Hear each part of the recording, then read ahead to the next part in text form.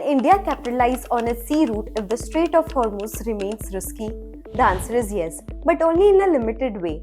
India cannot replace the Strait of Hormuz, that is the first fact.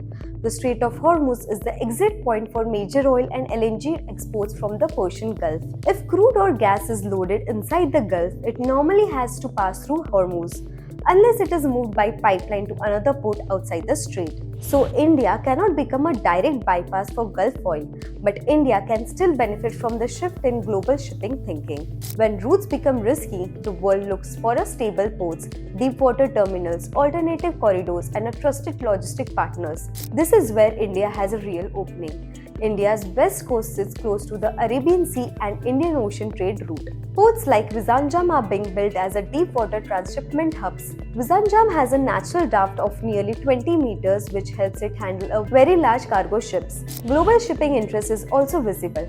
MSC Group has agreed to take a 49% stake in Vizhinjam port through a deal with Adani Ports. That shows that global players are willing to look at India's port infrastructure seriously. India also has a IMEC corridor which aims to connect India, the Gulf and the Europe through sea, rail and road links. But IMEC is not a quick fix for Hormuz problem. It is a long-term trade corridor. It can support goods movement, supply chain diversification and strategic connectivity. It cannot immediately solve a oil movement from the Persian Gulf. So, will the world open to India as an option? Yes, for trade transshipment and supply chain diversification. But for oil and gas, the world will still need Hormuz or Gulf side pipelines to port outside Hormuz. That means India's opportunity is not to replace Hormuz. India's opportunity is to become a stronger Indian Ocean logistics hub.